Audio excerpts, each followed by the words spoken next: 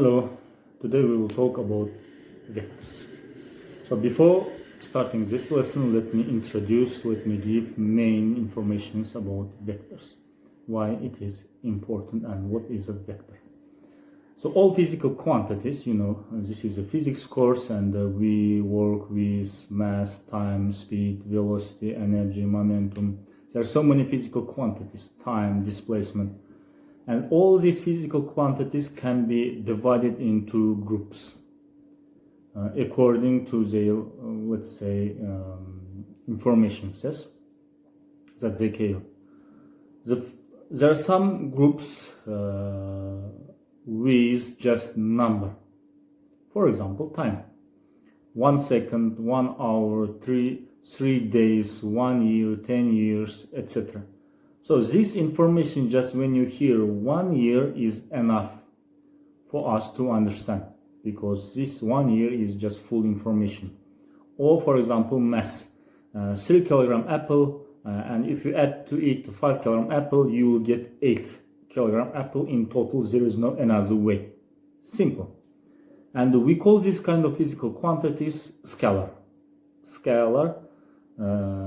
Without direction, basically, just number, just magnitude. It's very simple to add, to subtract, that's all. For example, you have a 10 calorie energy. When you remove 3 calorie energy, there will be 7 calorie joule at the end. Answer will be 7. There is no another way. So we call it scalar, basically just number, just numerical value, just magnitude. But there are some physical quantities which comes with direction, and when you add it, when you subtract it, you can get different values, different results, and it depends on the direction of these physical quantities. For example, you have an object and the two students trying to pull or push this object. Let's say first one is applying 10 Newton, second one is applying 3 Newton force, and the answer will be can be between 13 and 7 Newtons. Any answer, any number between 13 and 7 Newtons, because 10 plus 3 is 13. It will be only if they apply the force in the same direction.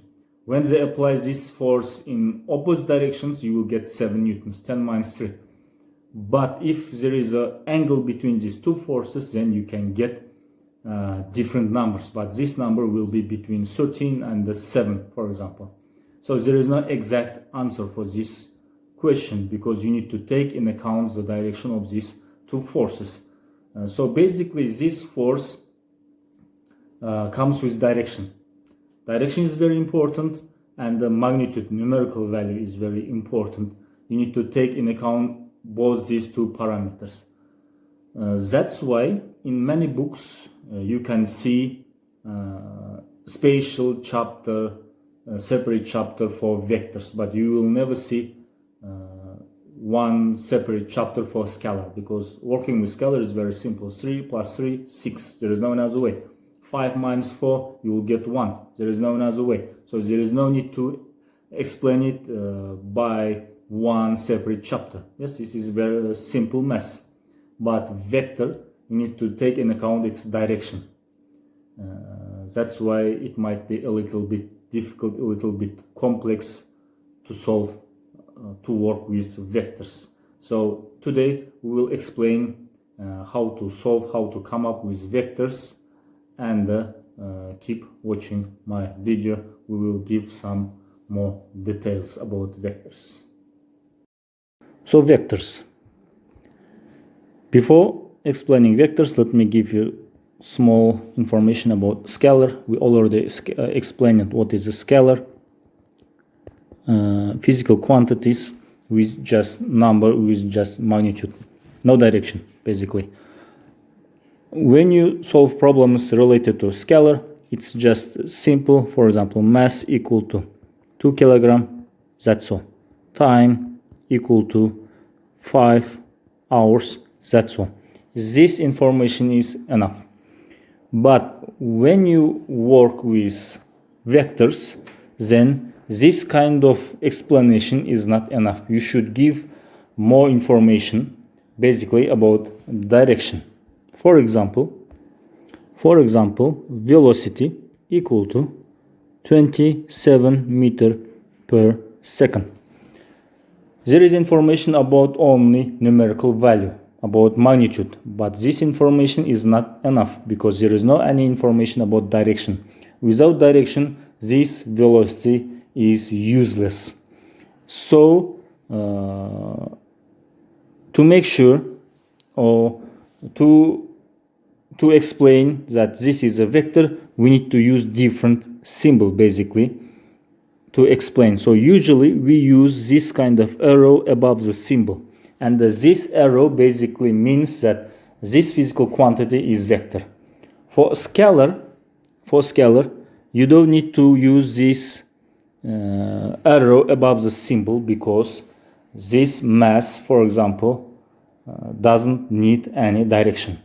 When you work with vector, you need to use small arrow above the symbol, and this means that you are working with vector. There are a few methods how to explain about direction.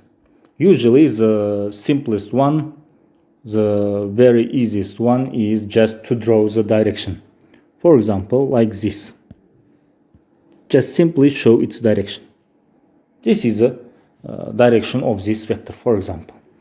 Or let's say we have a vector. Let me use simple symbols to explain vector. Let's say we have a vector and we should put arrow above this symbol. It means this is a vector equal to, for example, 3 newtons. So this is basically force, it means. And for example, you should show its direction like this, for example, A.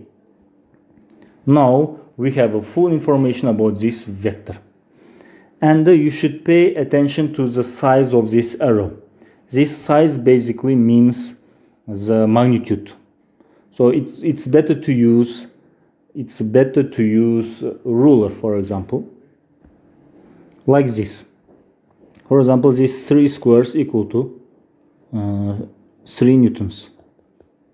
It means each one small square is equivalent to the 1 newton. In this way you can solve the problems. For example, this means, let's say this is a b vector and this b vector equal to 2 newtons because we are using 2 full squares. So in this way you can give information about the size. Size means magnitude, number, and by showing the direction, it will be full information about this vector. And we say that two vectors are equal to each other only in the case when they have the same number, same magnitude, and also same direction. For example, this is a vector, let's say equal to 3, and let's say we have a different second b vector. As you see, 3 squares, also 3 newton. And we can say that a vector equal to b vector because direction is same and the magnitude is same. But when you have a different direction but same 3 newtons, for example, let's say like this approximately, vector c equal to also 3. This 3 is just number, magnitude, but direction is different. So a is not equal to c vector because they have a different directions. And when you have a exactly opposite direction and the same magnitude, let's call it d vector, also 3 newtons. 3 newton is just number, but direction is opposite. So it means a equal to negative d vector. So two vectors will be equal to each other if they have the same magnitude and the same direction. Now let's learn how to add two vectors. Let's say we have two vectors, a. Let's say this is the direction for a vector, and B vector, for example. How we can add these two vectors?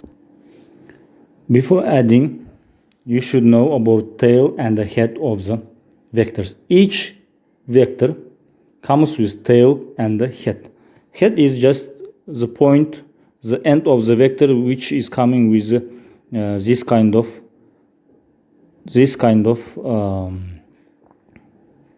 arrow. This arrow means head.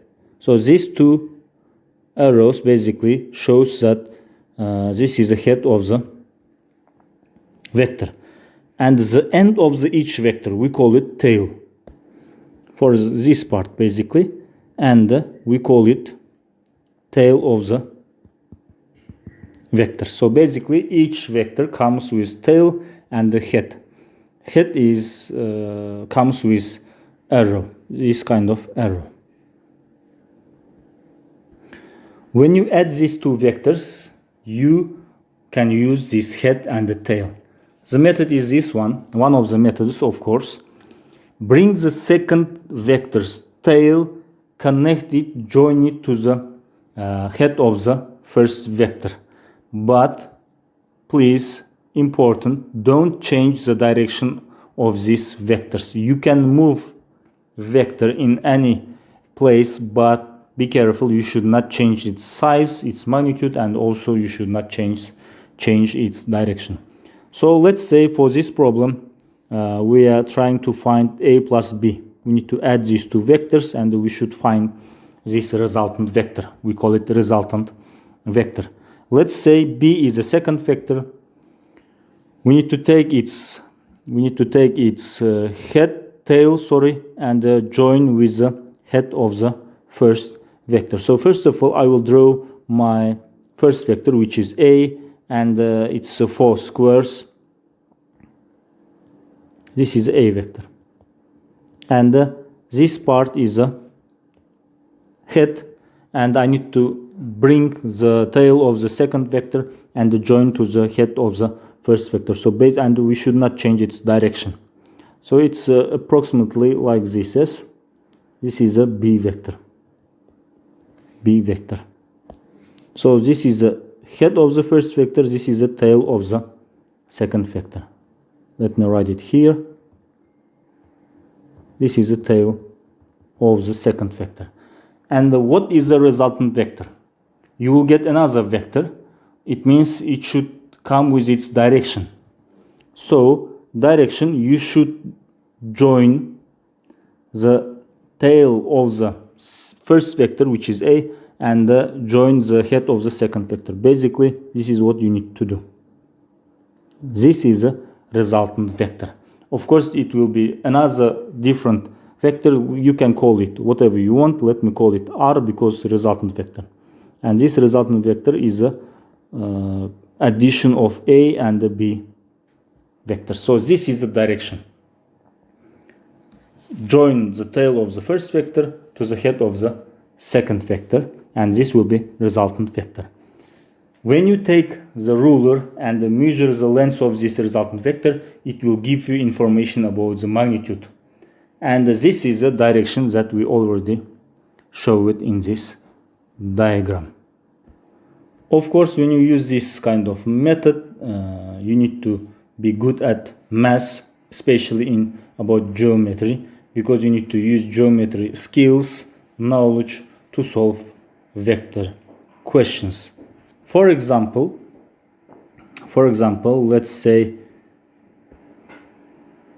this angle is given 60 degree, b vector is given, let's say 5, a vector is given 4. We need to find resultant vector, and since this is a vector, we need to give information about direction. So basically, let's say we need to find this angle alpha. How we can solve it? As I said before, you need to use your geometry math knowledge, because this is a totally geometry. What we can do, let me draw it a little bit bigger.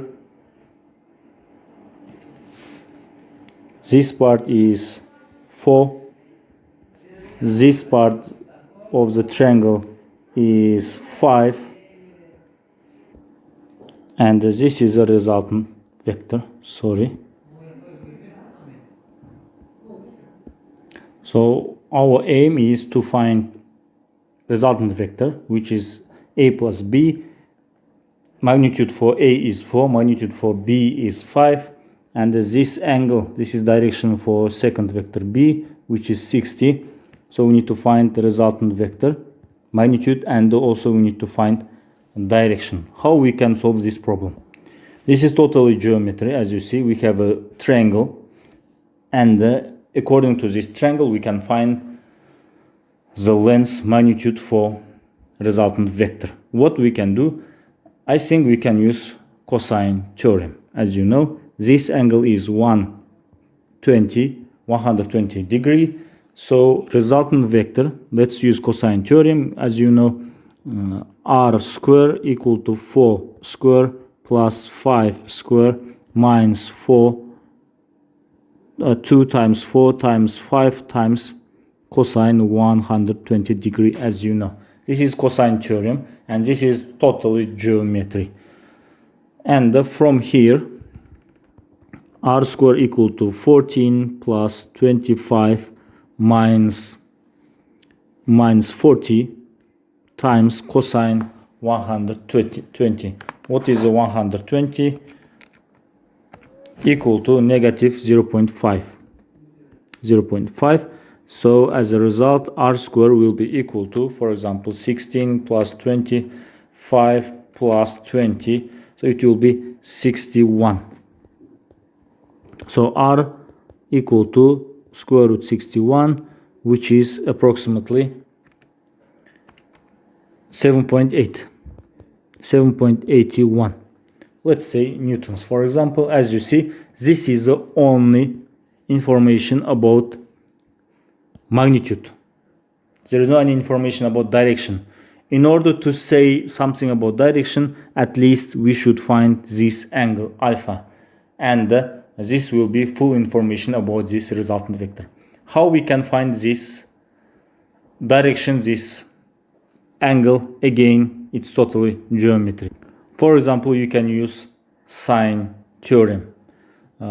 Sine theorem says that opposite to the angle, the side that which is opposite to a certain angle, you need to divide it to the sine that angle, and it will be constant for all these three sides. In our case, what I will do, sine theorem. For example, let's take side 5, and we need to divide to the opposite angle, the sine angle, as you know. So it will be 5 over sine alpha, which is unknown, and this should be equal to, according to the sine theorem, for example, r, which is 7.81, and divide to the opposite angle, which is 120, and it means r over, and r is equal to 7.81 divided by sine 120. And the first is just simple math.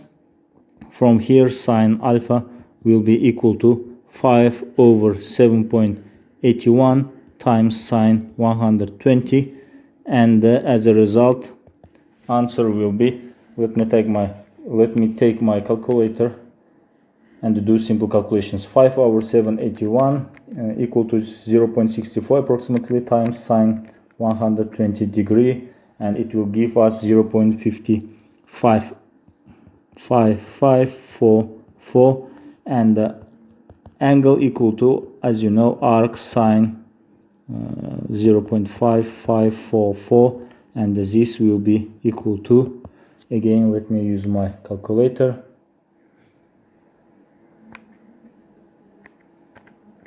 My calculator says that angle should be 33.6 or 33.7 approximately. Let's round it, 33.7 degree.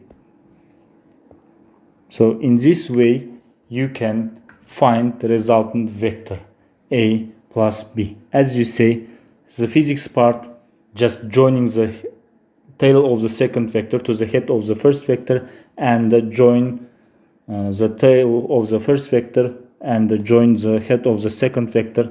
That's all. First is just totally math, totally geometry. You can use Cosine Theorem, you can use Sine Theorem, you can use any theorem that is related to the math, related to the geometry. So as you see, we found angle, which means direction, and also we found the length of this, the hypotenuse, let's say, diagonal of this triangle, and this will be in physics the magnitude numerical value for the resultant vector. Sometimes we call it graphical method, graphical addition. So basically we need to draw geometry. In physics we call it sometimes graphics method, graphical addition, etc. So let's continue. In math, sometimes we use simple methods in order to make our solution simple. For example, let's say number 10. Sometimes you can say 6 plus 4. It will give you the same 10. So sometimes it's easy for us or convenient for us to write it in different ways. For example, 6 plus 4. Or sometimes you can say 25 minus 15. Or you can also say, for example, 150 over 15. Yes? So there is no difference between this method. It will give you the same answer, same result. So it means you can do it. You can write in different ways, basically. The same thing we will use for vector. For example, you have some vector which is horizontal, and let's say this equal to, for example, 5 newtons. 5 squares, 5 newtons. So basically, I can say that this is a summation, addition of two vectors in the same direction, both directed to the right. The first one is 3 Newton, second one is 2 Newton. When you add these two vectors, it will give you same 5 Newton. So you can rewrite this vector in terms of addition of two vectors, which is absolutely okay. You can do it, or vice versa, you can subtract it. For example, 7 Newton directed to the right, 7 Newtons. You can subtract with 2 Newtons directed to the left, and as a result it will give you the same 5 Newton direction towards the right. It's totally okay, it's totally fine. So basically we subtracted this. Let me put minus sign here. Of course, this is a very simple example, and you can add two vectors with different directions. Let's say we have this kind of vector. This can be addition of two vectors like this, for example. This is a head, this is a tail, this is a head, this is a tail, and when you join it, it will give you this vector. So you can do like this. You can add two vectors in this way. You can also add in different ways, in different directions, I mean, and you can get the same result. For example, you can add in this way. You will get the same result. Or in this way, you can add two vectors in this way and you will get the same answer. As you see, there are so many combinations. There is no end for these combinations. It's infinity. But of course, our aim, our job is to make it very simple. So let's choose two vectors perpendicular to each other.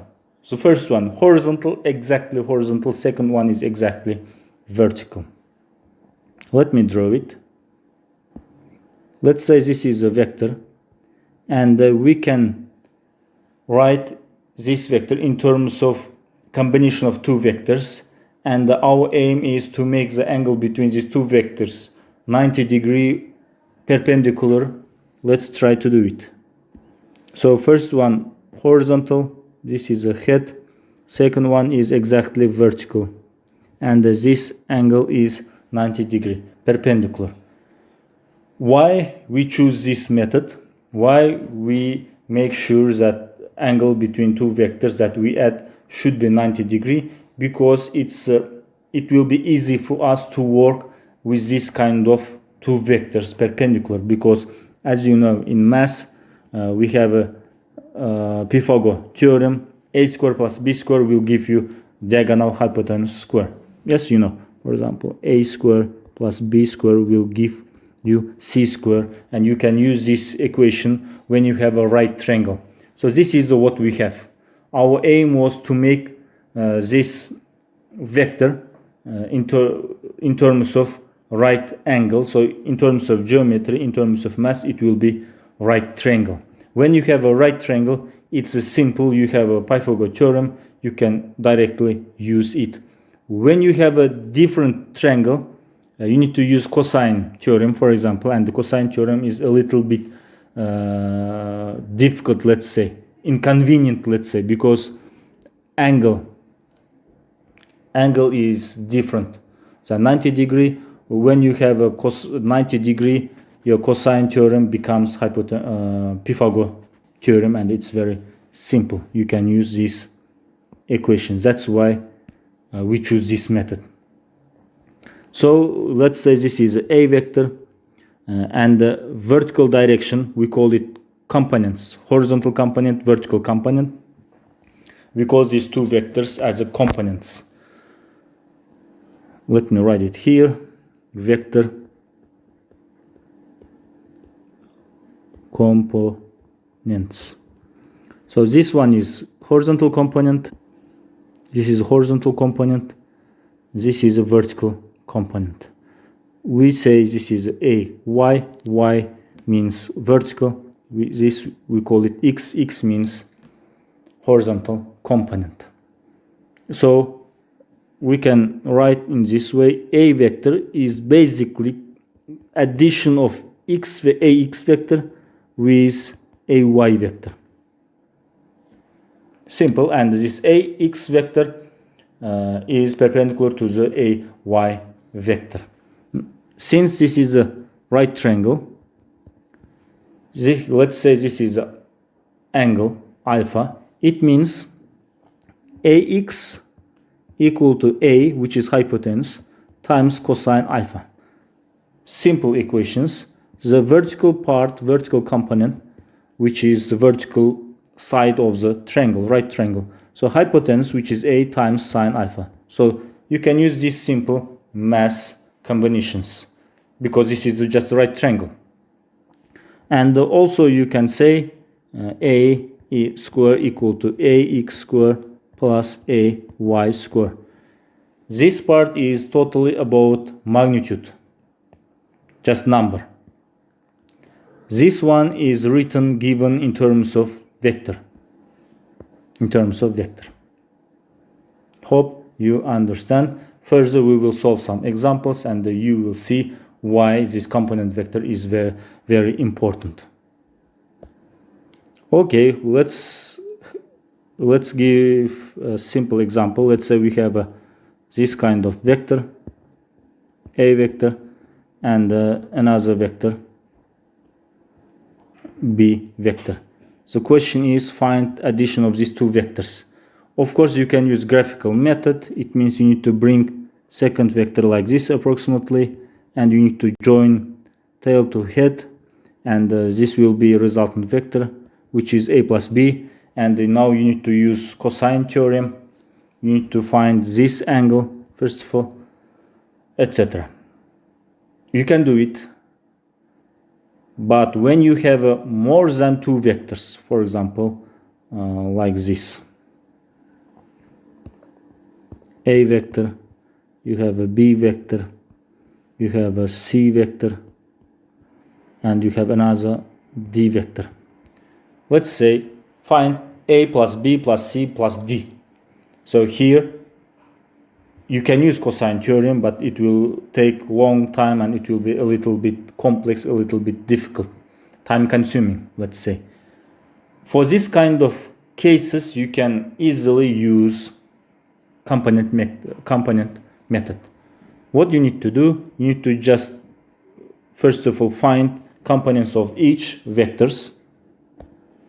For example, you need to first find ax, ay, bx, by. So basically you need to find components for each vector, cx, cy, etc., and also for dy and dx by using above before mentioned equations. For example, cosine alpha, sine alpha. This is a alpha angle. Bx equal to just b, by equal to 0 because b vector is exactly horizontal. Yes, angle is 0 basically. Cosine 0 is 1, sine 0 is 0. Cx equal to c times cosine, let's call it theta, c times sine theta, and this is a theta vector, for example. And the same thing you can do for d vector. Let me write it here. Dx, dy, dx equal to d times which angle we can use. Let's say this angle, let's call it beta, cosine beta, dy is sine beta. But be careful, you should take in account the direction. You know, x is positive to the right, yes, y is positive to the upward. So y is positive, x is positive, you know. At this quarter, this is negative x, y is positive, x is negative. As downward, y is negative, you know. So at this third quarter, y is negative, x is also negative, you know, from the mass. Here, y direction is, vertical direction is negative, x direction is positive. So vector d is in third quarter. So basically this is a, let me choose different color. This is how vector d directed. So it means this d vector is in third quarter. This is a third quarter, as you know. This is a third quarter. So x and y both negative. So basically, so here you need to put negative sign. So this is just simple math. You know that I will not explain to detail it this part. So now how we can find the resultant vector. So question was find resultant vector which is a plus b plus c plus d.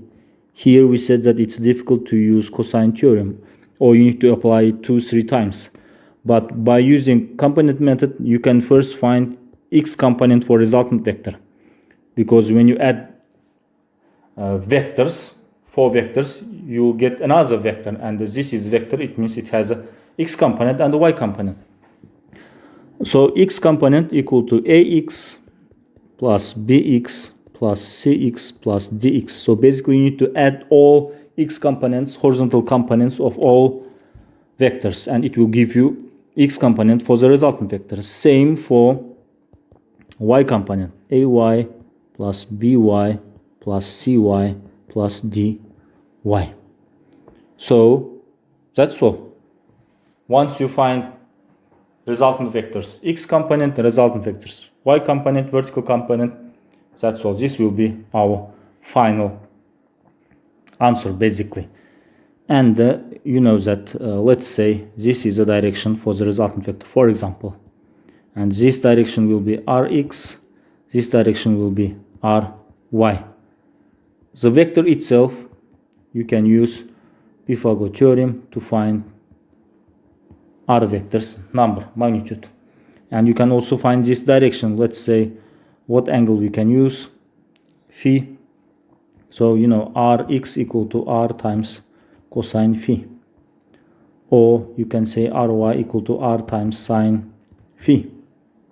In this way you can find angle phi for resultant vector. For this kind of situations, it's very useful to use component method. And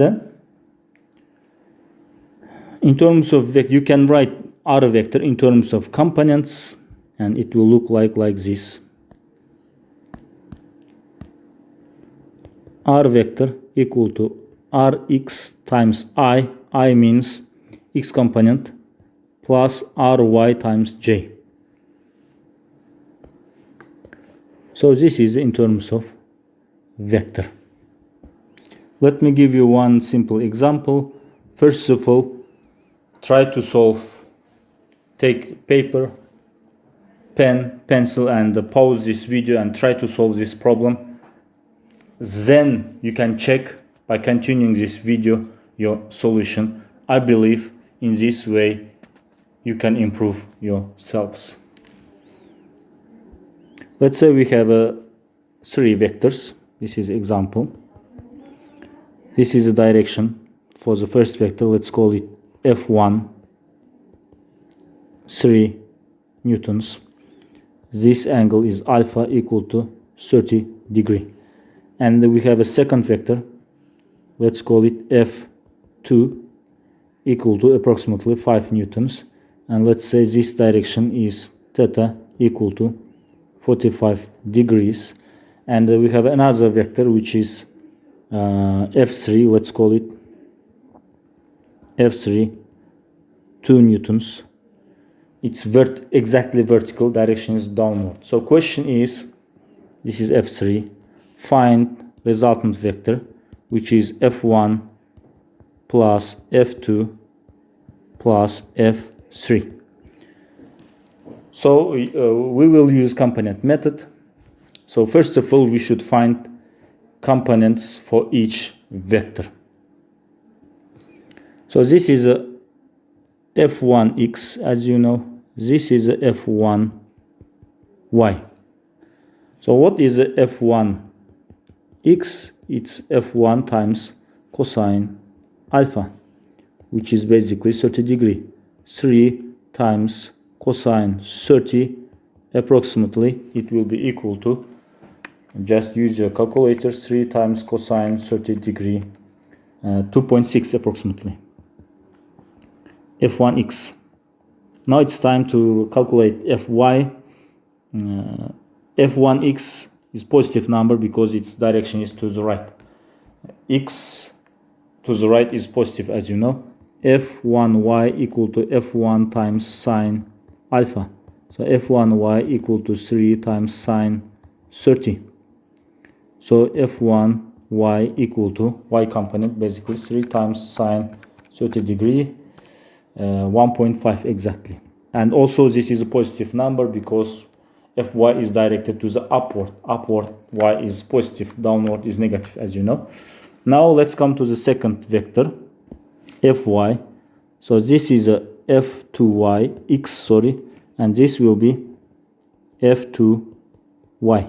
As you see, F2x is directed to the left, so we should expect negative number.